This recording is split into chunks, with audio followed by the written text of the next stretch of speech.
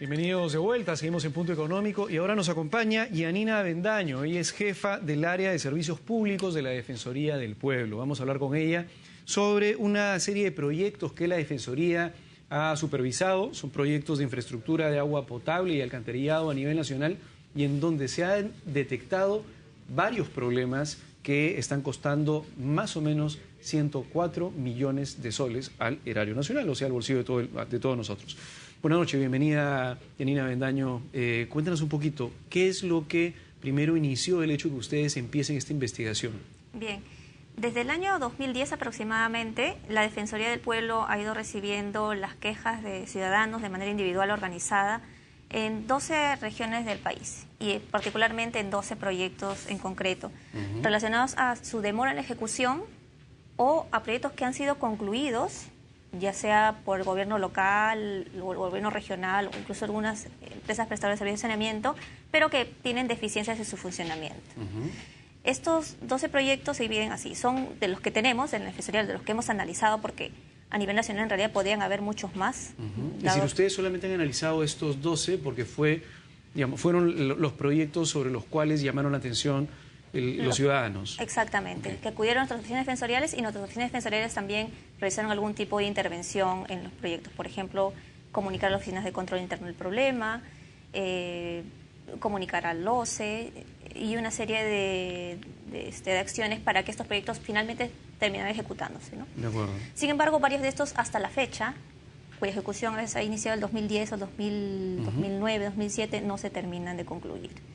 Y esto, bueno, como lo mencioné al inicio, viene costando, solamente en esos 12 proyectos, y particularmente en los 7 que están inconclusos, cerca de 104 millones de soles de obras, de dinero que ya se ejecutó, de infraestructura que ya está allí, está en el suelo, pero que no entra en funcionamiento. Que no sirve. O sea, 104 millones para hacer alcantarillado, construir infraestructura de alcantarillado para una cierta cantidad de población, pero que no sirve. Exactamente. Por lo tanto, y cuanto más pasa el tiempo, nosotros sabemos que la infraestructura se va deteriorando.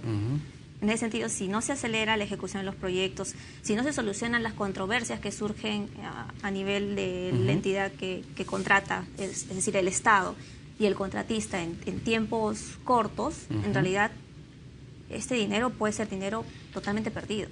A ver, primero me gustaría saber, ¿la Defensoría tiene este rol continuamente? Acá vamos a presentar una PPT, un cuadro para entender por qué la Defensoría del Pueblo en este caso entró a tallar. Porque yo me imagino que la gente que nos está viendo en sus casas podría decir, oye, a mí me está pasando exactamente lo mismo. Yo tengo en la esquina de mi casa un proyecto de alcantarillado que por algún motivo se detuvo y no puedo pasar hace, digamos, ya varios meses, o digamos, a un mes complicado, porque el proyecto está ahí y nadie ni siquiera termina el proyecto, o porque el proyecto de infraestructura simplemente quedó completamente mal y al final es imposible, digamos, que yo pueda tener lo que quería, que era mi alcantarillado. Me imagino que hay personas que se puedan estar identificando con este caso.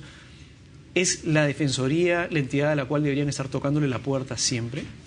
La Defensoría del Pueblo tiene un mandato constitucional, que es, en primer término, supervisar la adecuada administración estatal, es decir, que los gobiernos regionales, los gobiernos locales, sean municipales, distritales o provinciales, cumplan con las funciones que se le ha atribuido por norma. ¿No?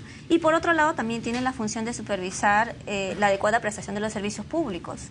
En este caso en concreto estamos hablando de la prestación del servicio de agua y alcantarillado, que además su acceso constituye un derecho fundamental. Entonces, la entrada de la Defensoría, como vemos, tiene varias ramas.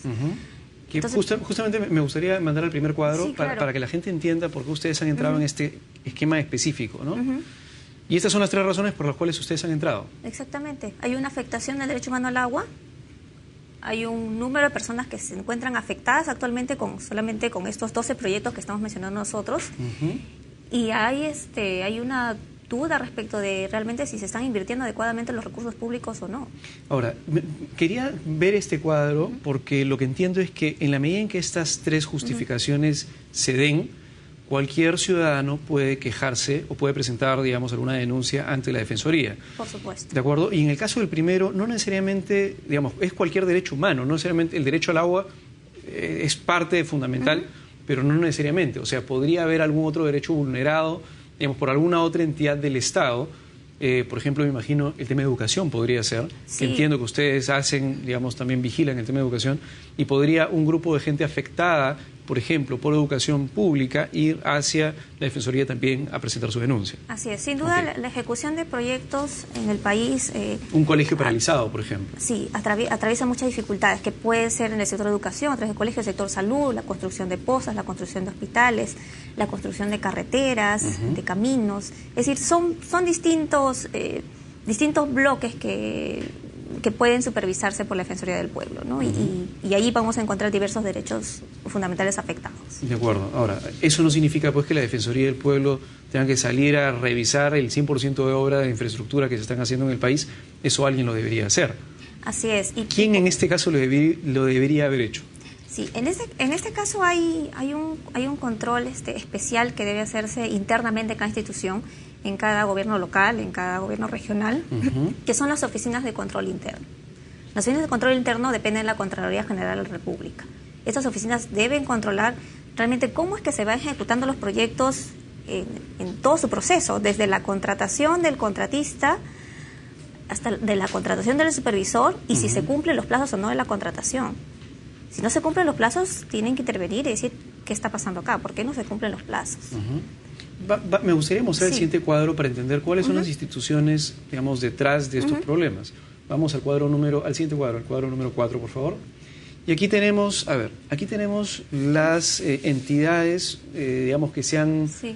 verificado. A ver, cuéntanos un poquito, ¿cuáles son las entidades detrás de estos problemas? Sí, bueno, tenemos ahí, como se puede ver en la parte izquierda, la relación de entidades que son gobierno regional, empresas de saneamiento, municipalidades provinciales, estatales y el Ministerio de Vivienda. Las barras amarillas representan las entidades que ejecutan los proyectos, que se encargan en sí de desembolsar los recursos, de hacer la contratación con el contratista, con los consorcios. Y allí vemos que los gobiernos regionales, en la mayoría de los proyectos que nosotros hemos supervisado, son los que se encargan de ello. Es decir, ellos son los directamente responsables de que salga bien el proyecto. Exactamente. Que se termine la obra de alcantarillado. En los plazos establecidos, que cumpla, que puede entregarse la obra finalmente a quien la va a administrar, sin observaciones, y que cumpla con la vida útil para la cual se programó la obra, ¿no? Y bueno, y las barras azules representan aquellas instituciones que otorgan la viabilidad, es decir, las que dicen, tengo un proyecto, va a beneficiar a tantas personas, va a costar tantos millones de soles, se debe ejecutar en determinado distrito, determinada localidad, y aprueban el proyecto. Dice, de acuerdo, este proyecto es viable, se puede realizar, obedece a una necesidad pública, y se aprueba, y queda pendiente de que en cualquier momento un gobierno regional o un gobierno local lo tome e invierta directamente en su ejecución. Y aquí vemos que en realidad las instituciones que más han otorgado viabilidad en estos 12 proyectos son las municipalidades provinciales y las municipalidades distritales. Ahora, ¿quiénes son los responsables de que estas cosas sucedan? De que estos proyectos finalmente se terminen mal o no se lleguen a terminar. ¿Son los que ejecutan? ¿O son ambas? De acuerdo a lo que hemos visto, hay una deficiencia grave en la elaboración de los expedientes técnicos. O sea, quien aprueba y quien define cómo tiene que hacer el proyecto. Es así. O sea, yo contrato, como gobierno regional, yo contrato una consultora para que elabore un expediente técnico, y ese expediente técnico tiene que tener el mínimo de fallas para que luego cuando se contrata a la persona, al contratista, pueda ejecutarlo de manera libre, sin mayores objeciones. Pero en la mayoría de casos lo que hemos visto es que tienen muchos defectos expedientes técnicos. Inclusive no se hacen estudios de suelos para realizar las obras, lo cual también genera a veces que se haga la inversión, y esa inversión que al final no termina aportando mucho, porque la obra se deteriora con el tiempo, en un tiempo mayor. O incluso cuando la propia entidad ejecutora no cumple con sanear los terrenos. Sí, hemos visto casos como el de Moquegua, por ejemplo, que se había programado la ejecución de una obra que incluía el tratamiento de aguas residuales en un terreno, pero ese terreno no fue saneado. Es decir, al parecer había un conflicto de propiedad con otros propietarios, con otras personas, y luego nunca se pudo ejecutar el proyecto. Es decir, es un proyecto que se terminó a medias, porque el proyecto está concluido. Y ahora se ha tenido que aprobar un nuevo proyecto para culminar lo que en un inicio no se terminó.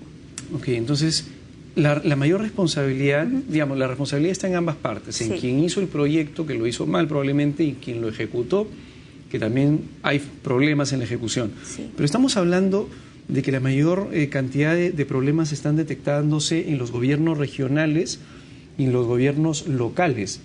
Así Eso es así. Así es, porque ellos son los encargados de la ejecución. De acuerdo. Gobiernos regionales tienen 9, digamos, provinciales 5, distritales 6. Esto ya nos da un indicador de que hay algún problema que están teniendo los gobiernos locales y regionales para ejecutar este tipo de obras. Sí, ciertamente hay varios problemas que podemos encontrar allí.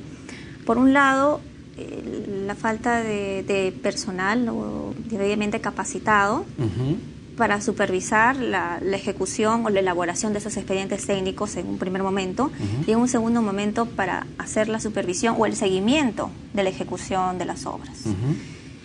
Y claro, esto va a variar de acuerdo a la condición de cada gobierno local. Hay que tener en cuenta que, de acuerdo a las normas nacionales, ningún funcionario puede ganar más que un alcalde, por ejemplo. Y hay alcaldes municipales y distritales que no sobrepasan los 4.000 nuevos soles.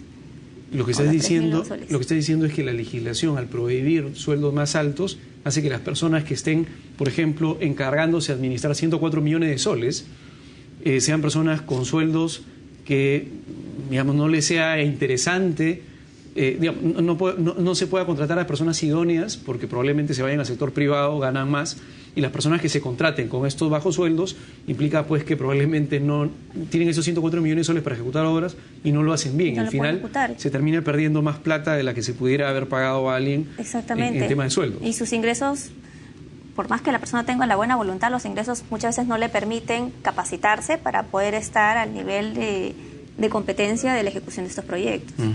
Entonces, y otra condición es que para la suscripción de los expedientes técnicos y para la firma de muchos proyectos se exige que sean ingenieros colegiados. Hay muchas regiones en que no hay ingenieros colegiados. ¿Y qué se hace en ese caso? Muchas municipalidades distritales. Se tiene que llamar a ingenieros de otros lugares.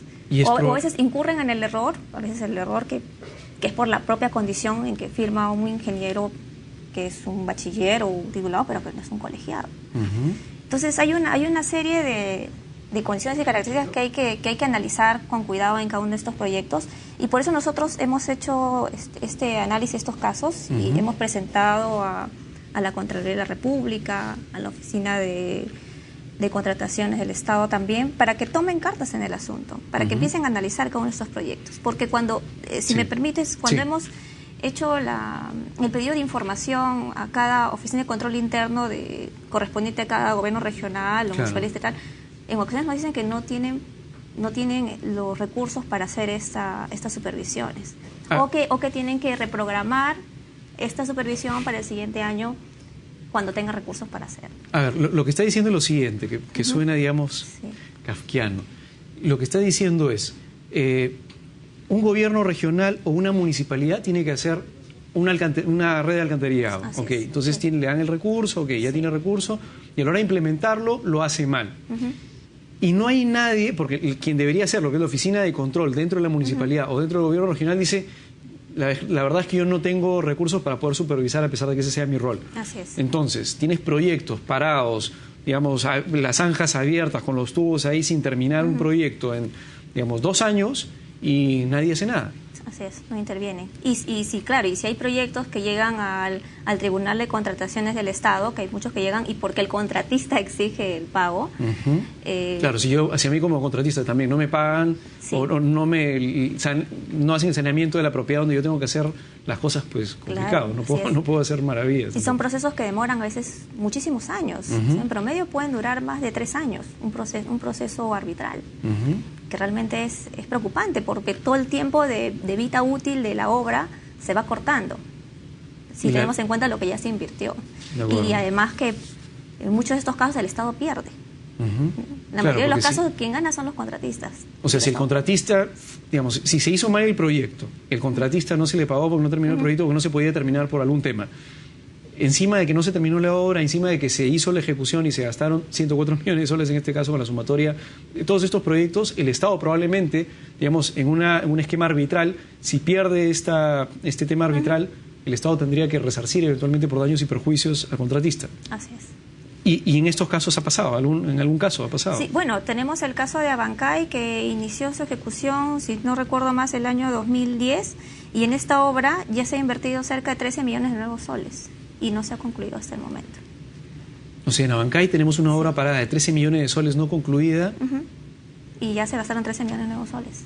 Y nadie tiene todavía lo que tenía que haber tenido desde un principio. Así es. Vamos a ir al siguiente cuadro para entender cuántos son proyectos inconclusos y cuántos son proyectos con problemas. De los 12 que han analizado ustedes. A ver, por favor, explícanos cómo es el tema. Bueno, aquí en realidad es en porcentajes de los 12 que hemos analizado. El 58% representa los proyectos que están inconclusos, que son, en nuestro caso concreto, son 7, y el 42% aquellos proyectos que han sido concluidos, pero que la población ha reportado deficiencias, ¿no? Deficiencias, por ejemplo, como aniegos de calles, conexiones en mal estado, fugas de agua. Tenemos el caso de Margos, el distrito de Margos en Huánuco, donde la obra ya se ejecutó, se culminó, pero en junio de este año han ido nuestros comisionados de la Oficina Defensoría de Huánuco.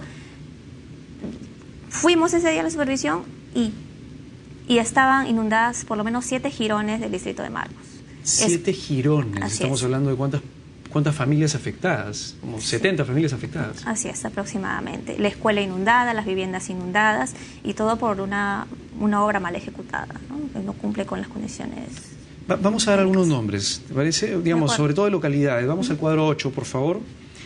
Y acá tenemos los problemas de demora en la ejecución. Digamos, ¿quiénes son las localidades que se están demorando en ejecutar algunas obras? Sí, bueno, como vemos ahí, en realidad el caso más preocupante es el proyecto que se ejecuta en Pitipo Ferreñafe, cuya ejecución ya va tardando más de 66 meses, ¿no? 66 meses de ejecución. Estamos hablando de más de 5 años. Más de 5 años. 5 años y medio.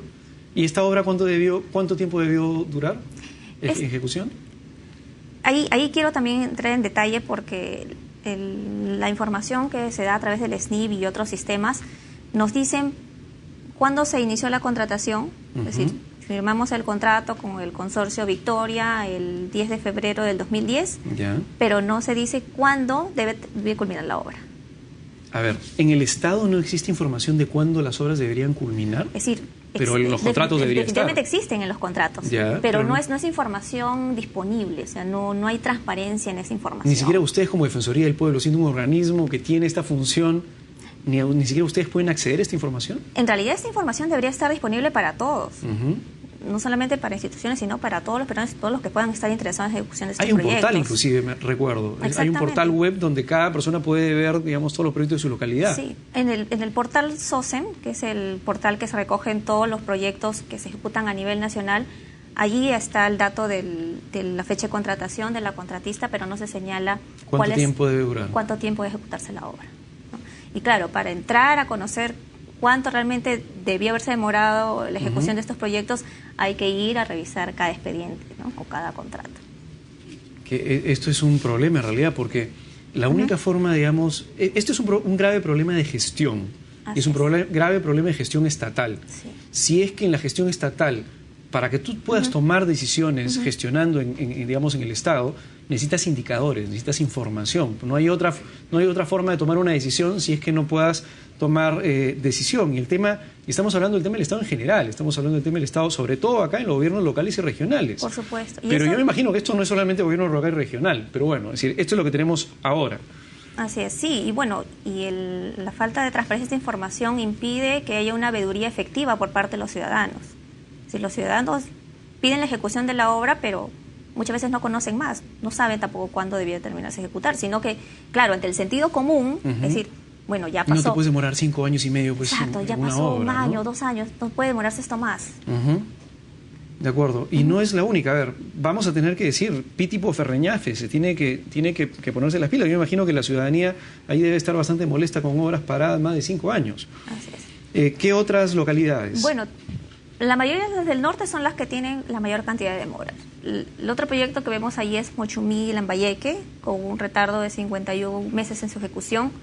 Cuenca Trujillo La Libertad, que ha demorado 44 meses y que es una obra que en un inicio la ejecutó el gobierno regional, hubieron problemas en su ejecución porque se requería revisar el expediente técnico y actualmente la ejecución va a estar a cargo de la empresa Sedalip, la empresa de agua y saneamiento.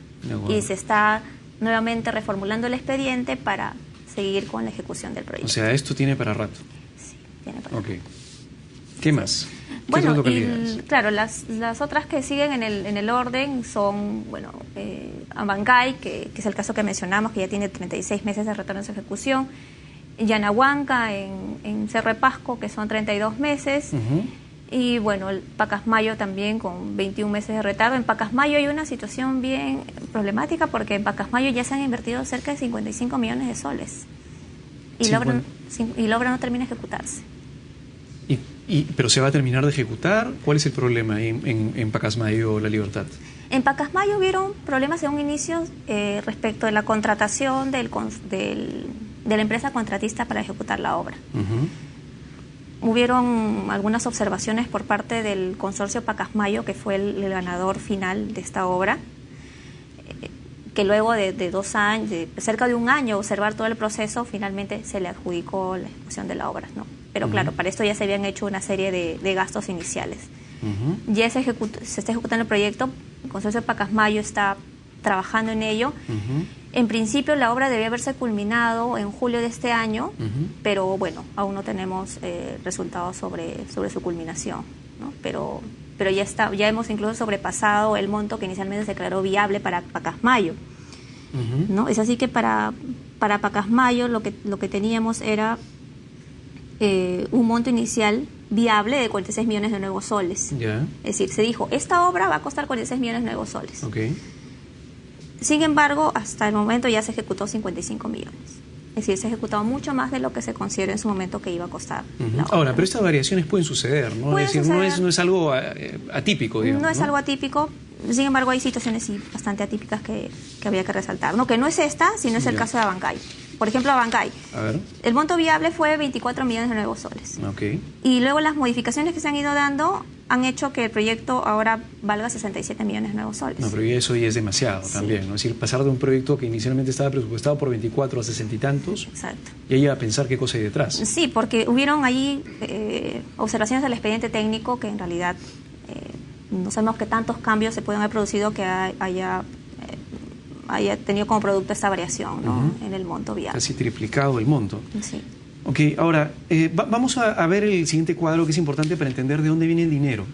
Vamos al cuadro 10, por favor, la fuente de financiamiento de todos estos proyectos. ¿De dónde viene este dinero? Sí, la mayor cantidad de los recursos que se invierten en estos proyectos son los recursos ordinarios, que es cerca de un 59% de ellos. El segundo rubro es el canon y sobrecanon, el que se invierte allí. Y bueno, luego vienen las donaciones y transferencias, por ejemplo, las donaciones que hace el programa Agua para Todos para la ejecución de estos proyectos. De acuerdo. Quisiera hacer acá una pequeño comentario. El tema es que si hay municipalidad, hay gobiernos locales y regionales que necesitan canon, es importante efectivamente que se hagan obras y que se hagan obras utilizando obviamente el canon.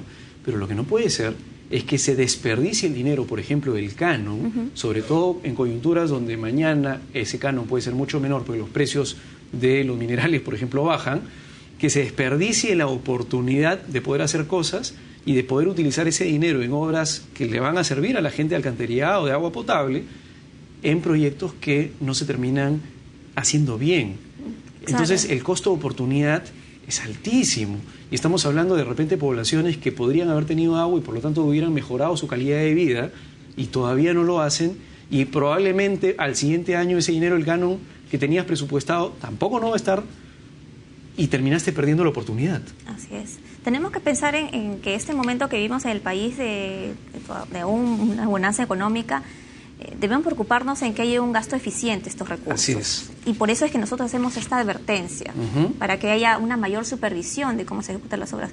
La semana pasada incluso, a través de un decreto supremo del Ministerio de Viviendas, se realizó la transferencia de recursos a los gobiernos regionales y locales para la ejecución de obras de saneamiento. Entonces, hay que tomar en cuenta estas situaciones para evitar precisamente el despilfarro y la mala ejecución, porque de otra manera no vamos a alcanzar la meta de la cobertura universal al 2016, no va a ser posible. Hay que decir también para hacer, digamos, sinceros que son 12 proyectos, de un montón de proyectos, me imagino, son 12 proyectos que puntualmente tienen problemas. Sí. El tema es que no se sabe del resto cuántos tienen problemas, porque ustedes han agarrado estos 12 y no se sabe del volumen total de proyectos. Si es que ustedes comienzan a ver, o alguien comienza a ver, van a haber problemas ahí. Me gustaría que la gente, para que tenga un poquito una mejor idea de qué problemas estamos hablando, ustedes nos han traído alguna foto. Vamos, por favor, al cuadro número 12. Ojalá que las fotos se vean bien, para entender, digamos, en qué poblaciones, cuáles son los problemas que hay en este tipo de proyectos. Ahí tenemos un par de fotos, a ver. Tenemos las fotos. A ver, un segundo, probablemente pongan las fotos. Ok. Y el tema es que, digamos, aquí las tenemos al aire. ¿Cuál es el problema acá? Para que la gente entienda, digamos, el ciudadano de a pie, ¿cuál es el problema que va a tener en su localidad? Sí, de acuerdo a lo que hemos señalado, estas son las fotos de la ciudad de Abancay. La ciudad de Abancay es una ciudad que en realidad es en pendiente, y acá aquí es donde las obras no se han terminado de ejecutar, se han ejecutado a medias. ¿Y qué ha pasado? Que, claro, hay muchas redes de alcantarillado que se han tendido de manera inadecuada y que están generando muchas filtraciones en las viviendas. Inclusive, si podemos ver ahí, esa es una obra relativamente terminada del año pasado. Vemos que la capa de asfalto que se ha colocado en la vereda en realidad es muy pobre, ya se ha deteriorado en muy poco tiempo. O sea, esta obra no tiene ni un año. No tiene ni un año y no está culminada. Vamos a la siguiente foto. Estas fotos sí son terribles. Estas son las imágenes de Margos, del distrito de Margos en Huánuco. Aquí es donde al menos 7 u 8 jirones del distrito han quedado inundados por la mala ejecución de un proyecto. Este proyecto ya se encuentra concluido, ya se ejecutó, ya culminó. ¿Cuánto costó el proyecto? El proyecto de Huánuco costó... Una idea más o menos para... Sí, aproximadamente 4.200.000 nuevos soles. Ok, se hizo un proyecto de 4 millones de soles y al final, ¿cuál puede ser el daño que ha generado a 70 familias económicamente hablando, no? Claro, y que no va a ser el daño de ese día. Los desbordes son constantes y esto va deteriorando la infraestructura también de las viviendas y del centro educativo que vemos allí en la parte de arriba, ¿no? Es decir, este es un colegio, ¿no? Este es un colegio. En la parte de arriba es un colegio inundado por el problema de la mala... De la obra que no han hecho bien. Sí, de la mala instalación de conexiones, de tuberías que terminan rompiéndose. Vamos a otra foto. Vamos a la siguiente foto que me parece también... A ver, ¿qué cosa vemos acá? Esta es la obra de Pitipo Ferreñafe. Pitipo Ferreñafe. Sí, la cual está demorando más de 5 años en terminar de ser ejecutada. El tiempo ya va pasando y va deteriorando la infraestructura, y ahí vemos que, por ejemplo, hay una mala... No se ha culminado con poner la pista, el asfalto en la foto de la mano izquierda. Y vemos que la escalera que conduce al reservorio también ya se encuentra destruida. O sea, no se termina el proyecto y ya se malogró lo que supuestamente el proyecto... Ya se malogró lo que se hizo, y eso es lo que ocurre. Y lo peor de todo es que yo entiendo que esto acá ha debido ser un día de semana, una mañana, y deberíamos ver gente trabajando acá y no lo hay. Así es, porque la obra está inconclusa.